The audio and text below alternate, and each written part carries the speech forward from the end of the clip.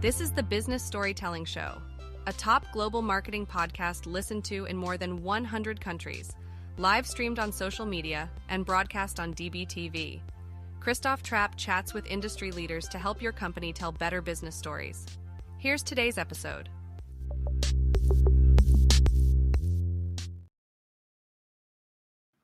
Let's go, business storytellers. How's everyone doing? Episode 701.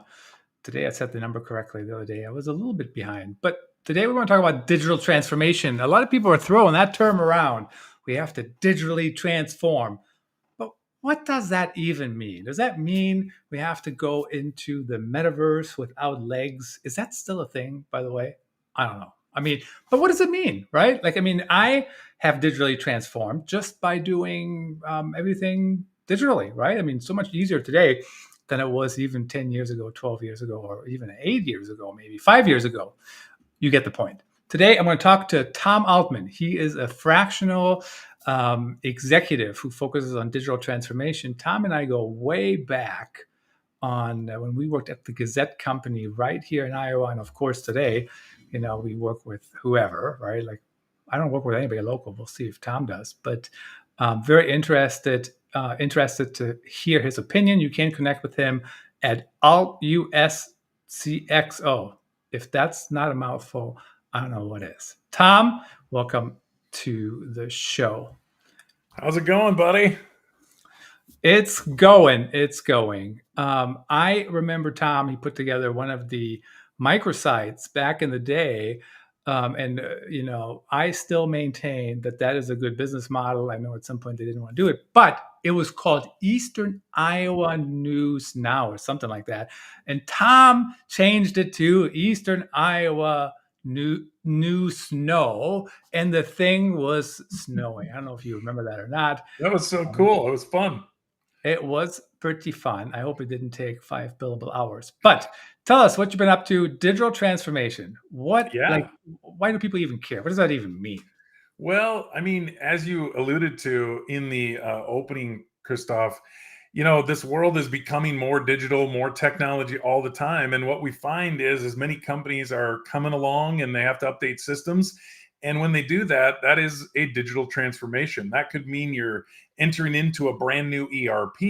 You could be moving from one CRM to another. Anytime any of those things happen, that is a digital transformation. Sometimes also could be called business continuity to make sure that you're ready for the next big thing that happens or the next bad thing that happens. What's interesting to me too is, I don't know, 2014 to 2019. I traveled so much, kind of crazy to be honest. But what I do today is very similar to what I used to do traveling. You know what I mean? Like, I go see people. And don't get me wrong, there's always a place to see people in person. But like, you can connect with people quicker. It takes less time. Think about us, right? This is everything we did was automated, right? Like, hey, Tom, you want to come on talk about this? Here's my link. Book a time. Oh, time doesn't work. Or like, let's reschedule based on our calendars. And could you imagine us meeting, booking a room, setting up microphones? How much better could it get anyways?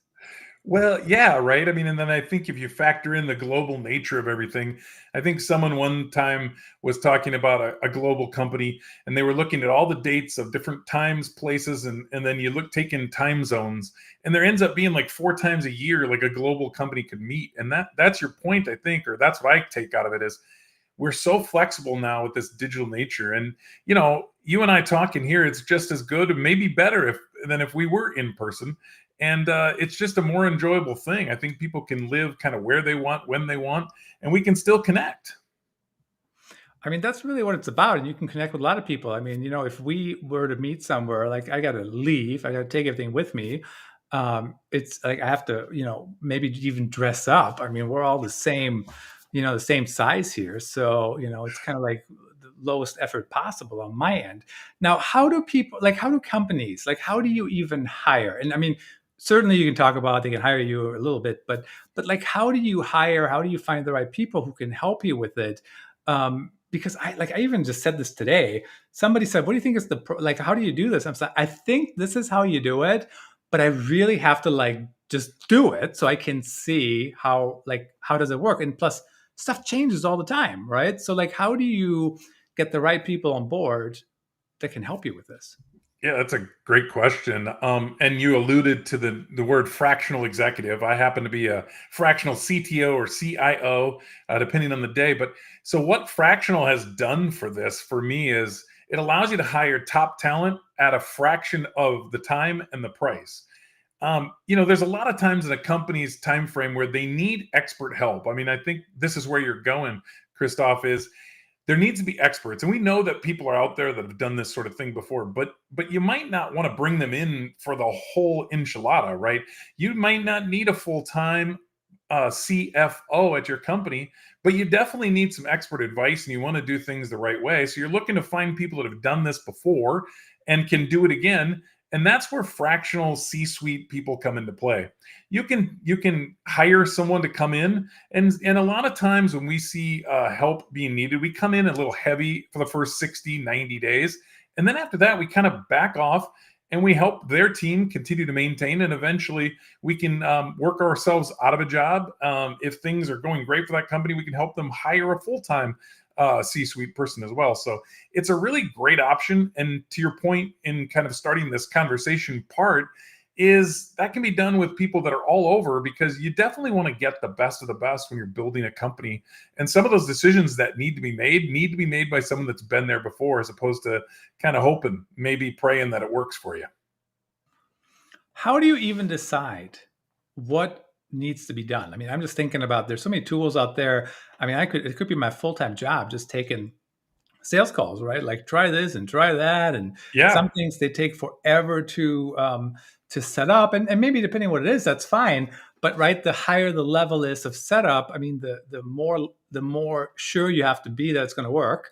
But how do you know what's actually necessary? How do you know, like, do you need, I don't know, Workfront, right? Like probably more expensive, or could you just get Trello, for example? I mean, I know they're not comparable, but you know what I mean? Like, how do you even know? And that also depends on how's your team using it. What we like to do is we kind of have a framework that we work around it. And it kind of starts with systems. Get all your systems documented. And it's kind of surprising at times if you don't have a map that you can bring up of all the systems. And when I say systems, I think mostly technology, software, but there's other pieces that could be considered systems. And if you don't have a map of that stuff and how it interacts with each other, that's where you have to start. If you don't have that piece that says, we have this Trello and the person that's in charge of that is Christoph. And if you kind of don't have that mapped out for all the pieces of your business and the systems that you have, that's where you have to start. Kind of phase 2 starts to come into more about processes. And it's that SOP word that we hear thrown around, standard operating procedures. If you don't have those written down, you're going to have a hard time when you go to digitize, or when you go to digitally transform, or when you go to implement that new ERP system that you're looking at, or, how do everyone take track of all the contacts they make in a CRM? That is all part of your processes. So if you don't have your systems documented, if you don't have your processes documented, that is a great place to start. And what we're finding is people are talking a lot about the buzzwords that come up. AI ready. Are you AI ready? Because there is a lot coming down the pipe with AI. This is another piece of the puzzle that can really help you understand the places where AI can really jumpstart your business. I mean, I'm a big AI fan. Obviously, we take these clips, we put them into Opus Clips, and it hacks it up. I still have to do some editing, and I'm like, oh, I don't, that's not where I would start. That's not a good topic, whatever. Use Otter for the transcripts. So what's interesting about Otter, when I first heard about it many years ago, I was like, I don't get it. Like, why do I need this? And of course, it has evolved like everything else with AI. And I do want to say really quickly, Tom, thank you so much for the shout out. But nobody ever should put me in charge of Trello, Workfront, any of those things. I'm a planner, but I'm not that. You're the CEO, then, not in charge of anything but everything. I'm not as structured to be in charge of any of those things and putting tasks in the right spot. I can do some of those tasks, but do not ever put me in charge of any of those things. But how do you even figure out? I mean, so let's back up a second. So you have a workflow. Number one, how do you even know that's the right workflow. I'll give you an example. This is one workflow in content that is not going away. People writing in Word. Why are we writing in Word? It's going on a WordPress site. That editor looks just like Word. What's the big deal? You know what I mean? Like, how do you even know to have the right process, and how do you evolve them? Well, that's a good question. I think you start by what is your process. So let's just say you've done a great job and you've wrote down all the steps and you're opening in Microsoft Word and you're creating a new document for you to create that blog post. And then you can kind of look around, and the beauty of these chat GPTs now is you can say, hey, here's my process. What are you seeing for me that could help? And then, there's other opportunities, networking with other, content creators, but you're not wrong. I mean, the beauty of what's going on today is I think what we'll see is some of these new, if you've heard of agents yet, those are kind of the next big AI thing. I think what's going to happen is they're going to take a look at your processes and they're going to say, here's the normal things that you're doing. And then here's some people like you, what they're doing. And you're going to see where this kind of blend and maybe best practices come into play. So I think what we'll see is as these agents start to come out, the people that have their processes written down are really going to benefit from some of the greater good and the knowledge bases that exist out there today. Yeah, it's just interesting how things evolve. And I think AI, I mean, I'm a big fan of AI. And I do think, sometimes people say, do you have to disclose when you use AI? And I know we have Christopher Penn on tomorrow to talk about AI and copyright, episode 702. But, it's like there is a line somewhere. So if you just go to AI and say, hey, write me an article on why Tom Altman is the best, fractional CTO, or whatever, like, where does it get that information? How does it know anything about it? Yeah. But if I use AI just to like assist me a little bit, like I just did this earlier, I took this whole thing into Claude AI and I just said, do you see any more typos? I don't need to disclose that. It's like I don't have to disclose I'm using a microphone. I don't have to disclose I use a pen. I don't use any pens, but you know what I mean? Like, or my keyboard, I type with the keyboard. Like, you have to do that. So where's that line on when it comes to AI? Well, I think everyone's jumping in for opinions right now, right? And I guess, reflecting back, you mentioned that we both worked at the Gazette, and I'm sure I saw a number of articles that you wrote, but we all both know that there was an editor involved in that, and maybe a couple. So the question, we never had the editor had a byline in your article that you wrote. And so I think it's a little interesting right now with AI. I think there's a piece that I'd love to discuss, and I think where the line is drawn for me is you hear people talk about hallucinations, and hallucinations are kind of like AI is going to give you an answer no matter what you ask it. That's its number one job, is to give you an answer. And so what I see happening here a little bit, when people say, well, that's the craziest thing I've ever heard, what it told me, it's like, well, yeah, but you didn't give it enough information. So I think, yeah, you can put AI assisted on there. And I don't know that I would think that most things that people are publishing these days are AI assisted. And I kind of hope so, because they help me speak to the crowd better. I'm not probably the best person writing prose, so I like it. Make this a little bit more readable. It's clunky. It gets the idea across, but it's not exactly what I want to say. So I just see them as a superpower. I think it's powering up the people that you already have that are taxed, that are already busy. And this can really just help them be more efficient and honestly make less mistakes. I mean, even Grammarly is AI. It's like nobody would ever say, oh, I spell checked my article before I published it. Exactly. Nobody would ever say that. So, but anyway, let's talk about AI and digital transformation. Give me some examples on how can people use AI, or is it really just specific based on what the exact task is? They can definitely use AI. I mean, I think the places where we're seeing today the biggest use of AI is in the things that you're talking about. It's efficiencies. Some of the ERPs like a NetSuite, it's in the finance team. So you get an invoice and you have a PO. And if those two things match, why in the world would you not just go ahead and approve it, right? We know those two things are good. The finance team right now is going in and clicking, yes, that matches. Yes, that matches. It's the old 80-20 rule there. 80% of the invoices are going to match that PO, and they don't really need to be manually clicked.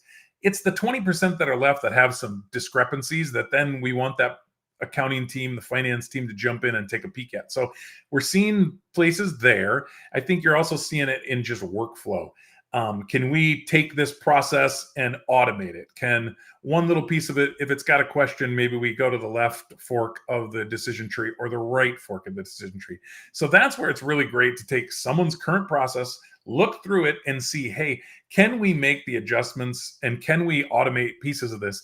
Because these are things that people, you don't want to say shouldn't be doing, but it's just mundane tasks that they're doing already. And let's just make that get off their list right away. I think one of the first ones you'll see soon is just AI's influence in email. There's just so much junk in our email.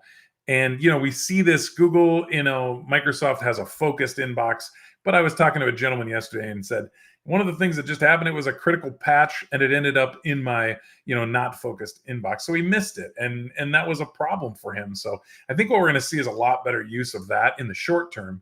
In the long term, I think you'll start to see emails just getting responded to with the information that's at hand. I actually used to do that, and I don't think it's AI. And I turned it off. I should turn it back on.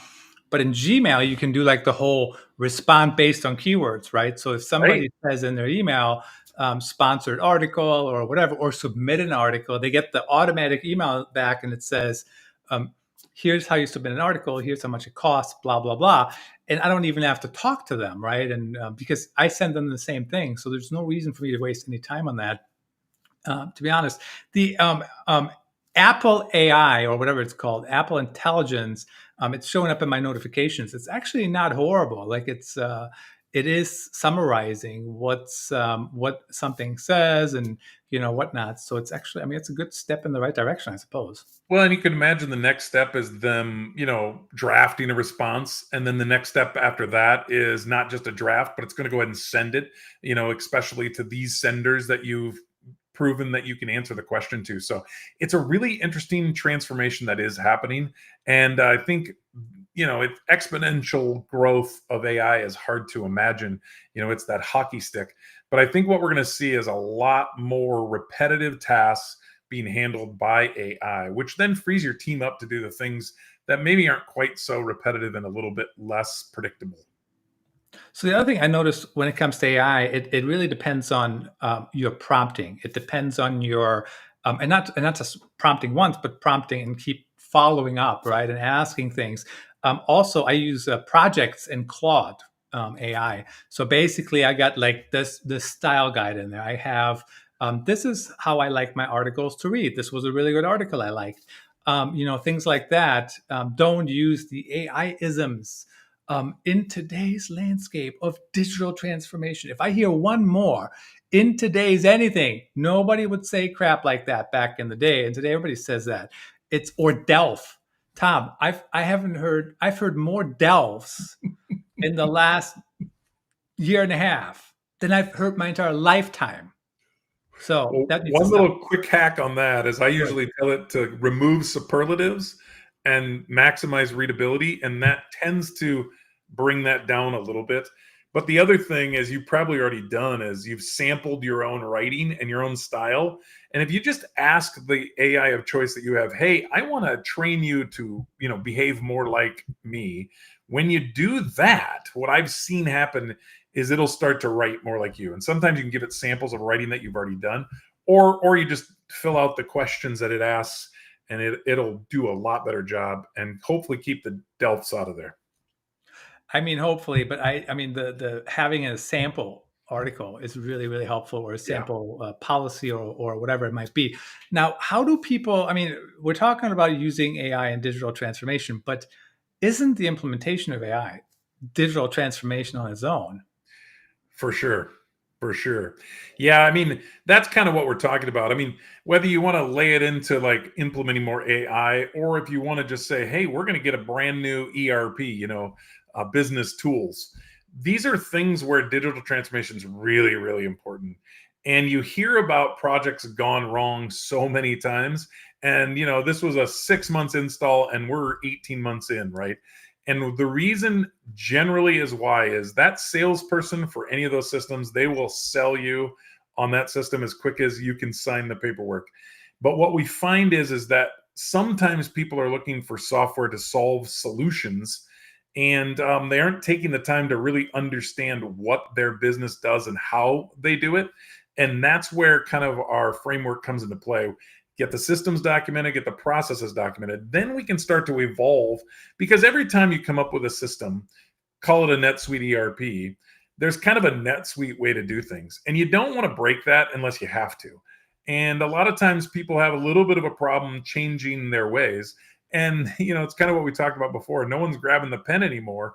We're going to use that transcript, and we're going to look for a summary. You've got to know that you've got to evolve. You've got to transform digitally. And that means sometimes changing your ways. And that's some of the stuff that you can do kind of ahead of time before you start the actual transformation itself. Identify key areas where, there can be some improvements made. Sometimes I don't even think like you have to change your behavior. It's just, how do you do whatever it is you're doing even more efficiently, effectively, and those kind of things. I mean, I'm thinking like, even, we used to work for a media company, and what we're doing right now used to be so much harder. I mean, Right? Crazy, right? Now I got a little bitty camera on my screen, in case you didn't know that. So I'm looking in your eyes like eyeball camera, right? I mean, it's so little, it's right there. And I remember when Kirkwood Community College came up with their video system, that each one of their campuses had a room where you could go in and you could have a conference call together, right? And it was a system. I mean, this thing had a closet full of equipment. And you're right. I mean, this is a small, like, you could do the same thing you and I would. No one would know if your phone was up there or if it's your computer. And there is actually a way to use your phone for the continuity camera or whatever, continuous camera or whatever. Tom, really great to see you. Thanks for coming in here. I hope everything goes well with your current adventure. Tell us, how do people connect with you? Who should reach out? Who do you help? You bet. I like to say that I pour digital concrete. So if you need help with your technical foundation, I'm the guy to call. You can look me up on LinkedIn, or you can go to altacxo.com and fill out the forms there, or just reach out anywhere you can find me. Do a Google search for Tom Altman. You'll see this face. And after you kind of have a little bit of a rest, you can contact me there. Fantastic. And we're out.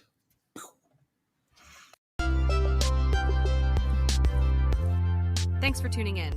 Please rate and review the Business Storytelling Show on your favorite podcast platform, and subscribe so you don't miss the next episode.